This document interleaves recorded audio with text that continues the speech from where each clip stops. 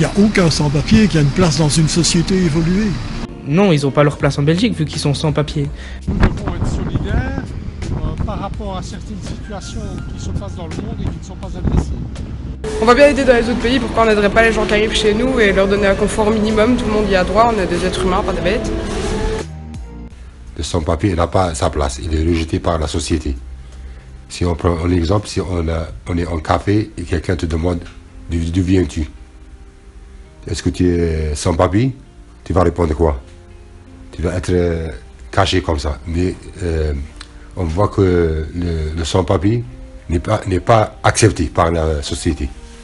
Toujours il a la peur, psychologiquement il est toujours caché dans l'ombre. Il ne veut pas montrer. Et c'est la politique qui fait que le sans-papier il est caché. Il ne peut pas sortir, il ne peut pas exprimer, il ne peut pas parler de lui-même. Et je vois que la société belge n'est pas d'effort pour accepter un sans-papier. Ou même les Européens, tous les Européens ne peuvent pas accepter un sans-papier. La société, elle peut prendre le sans-papier comme humain. On n'est pas devenus de notre planète. On est des humains comme eux. Ils peuvent nous accepter comme nous. On accepte aussi.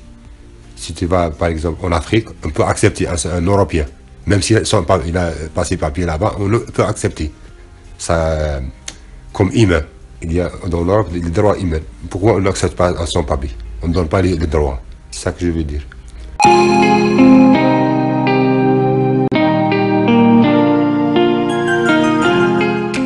Qu'est-ce que j'ai manqué dans son éducation? On va plus se questionner sur la véracité des sentiments que pour une autre personne. Ah, d'accord. Pour les revenus et tout, hein, voulez-vous que ça conduise? Ça ne conduit nulle part. C'est vrai qu'en se mariant ou se mettant en couple avec quelqu'un qui a des papiers, ça permet d'avoir accès à forcément des papiers, etc. C'est son choix, ce n'est pas le mien. Je respecte le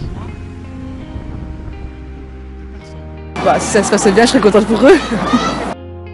Donc, je pense qu'on ne se marie pas pour le papier, on se marie pour l'amour. Pourquoi pas un sans-papier ne peut pas épouser un Belge?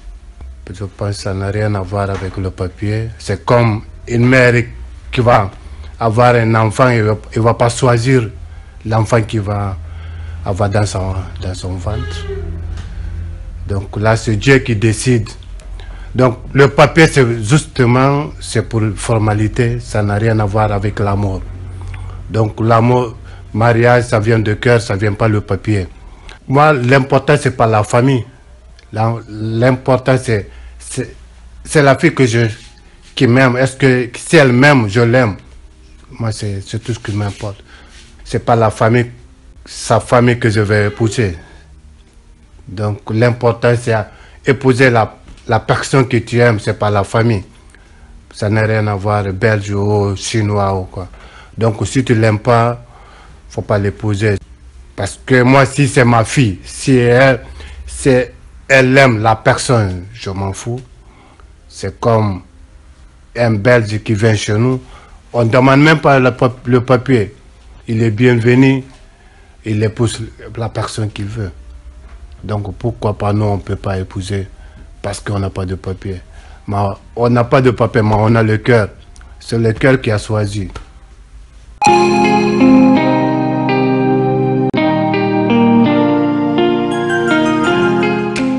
Comme je dis, il faut tout pour faire un monde, donc forcément il y en a, mais pas tous, il ne faut pas faire des généralités. Moi, je suis contre parce qu'ils vont, c'est des menaces, c'est des cycles. Bon. Il y a une proportion de personnes délinquantes dans toutes les autres catégories de la population. Absolument pas. Mais alors pas du tout. Je crois qu'on fait beaucoup d'amalgame, on confond sans-papier, racaille ou voilà, ou voyou, mais c'est pas du tout ça. Donc c'est des pauvres gens qui essaient de trouver souvent bien entendu une terre d'asile. Donc voilà. Les gens qui pensent que les sans-papiers sont dangereux, nous ne sommes pas dangereux, on est en danger. Et nous ne sommes pas des criminels, on a été criminalisés. Personne ne quitte chez lui par accès d'aisance. Seulement, une situation a tourné à la défaveur de cette personne. Et je ne saurais pas vous dire c'est quoi cette situation parce que l'histoire de X n'est pas l'histoire de Y. Et dans notre lutte ici à la Voix des sans-papiers, c'est de lutter contre les préjugés. Pour pouvoir casser les préjugés, les gens qui ont ce genre d'idées et de vision envers nous, les sans-papiers. On aimerait vraiment casser ces préjugés et leur faire montrer la réalité des choses et la réalité de la situation. Nul ne peut juger l'autre. Absolument pas. Et je pense qu'il faudrait approcher les sans-papiers, les côtoyer, venir envers eux, ou bien quand eux, ils veulent venir vers vous, de leur ouvrir vos bras et les accueillir pour que vous puissiez mieux connaître ces personnes-là. Il faut venir envers eux pour pouvoir les juger. Il y a beaucoup de Belges qui sont venus vers nous, ou bien qui ont appris notre histoire et notre parcours de bouche à l'oreille et qui se sont confessés. Parce qu'on a eu à créer des ateliers et dans ces ateliers-là, il y a l'atelier écriture qui part à l'encontre de la population belge et on a nos cibles. Et à travers cet atelier-là, il y a beaucoup de Belges qui se sont confessés. Et notre histoire, notre lutte aussi passe de bouche à l'oreille pour qu'on ait plus de visibilité. Donc mon appel, mon cri de cœur est de apprenez à nous connaître avant de nous juger. Une fois qu'on s'est connus, vous avez une idée de nous, là vous êtes libre de nous juger comme vous voulez. C'est un droit, le droit de libre expression que nous-mêmes on cherche.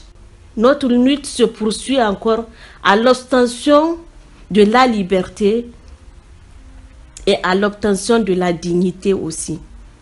Donc j'aimerais juste dire qu'il faut apprendre à nous connaître avant de nous juger. On est juste en train de courir derrière la liberté, derrière la dignité, et après ça on peut dire le papier. Tout compte fait, le papier en globalise tout.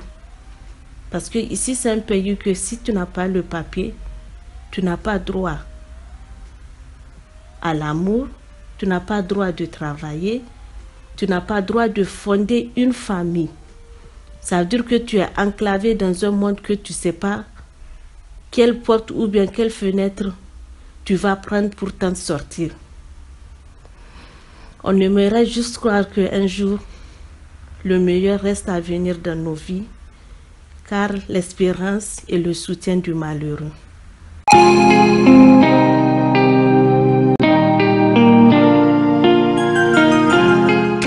Je me pose toujours des questions, comme quand je les vois avec des vêtements de marque, comme quand je les vois, oui c'est sûr que oui forcément sur le moment je peux pas m'empêcher de poser la question. Je me demanderais quand même comment ils l'ont tenu, ouais. Moi je ne sais pas, moi, mais j'irai dans un pays où j'ai pas d'argent, ce que je cherche c'est de manger d'abord, et de me faire accepter, et pas... Et parce que des fois c'est volé et tout. Les nouvelles technologies existent pour tout le monde.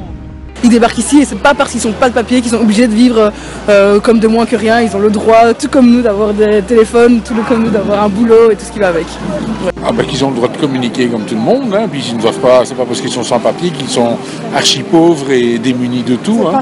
C'est peut-être justement leur seule richesse. Ah, moi, je crois que la communication est permise pour tout le monde. Chaque individu doit avoir au moins un moyen de communication. C'est pas seulement que tu es un sans-papier, tu ne peux pas avoir un téléphone.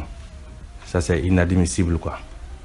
Tout le monde a la possibilité d'avoir un moyen de communication. Et sans-papier aussi, on ne peut pas les laisser comme ça là dans la rue. Et ils doivent communiquer avec leur famille. Et sans le téléphone, comment tu vas communiquer avec ta famille? C'est impossible. J'ai ma famille, j'ai ma mère et mes soeurs. Chaque fois, si j'ai les moyens, je paye une carte pour communiquer avec eux. Et c'est très important parce qu'ils me donnent le courage d'affronter la réalité qui se trouve dans ce pays-là.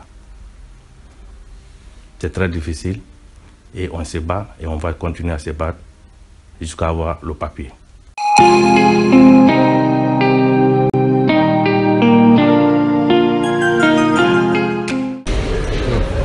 La vie est déjà difficile ici et puis ça ne tire à rien, ça. Des petits comme ça. Pourquoi est-ce que le gouvernement ne s'en occupe pas? On accepte n'importe qui, il n'y a pas de travail, il n'y a rien. Non. On veut mélanger les gens et on les mélange très mal. Les gens n'ont qu'à tirer leur plan avec.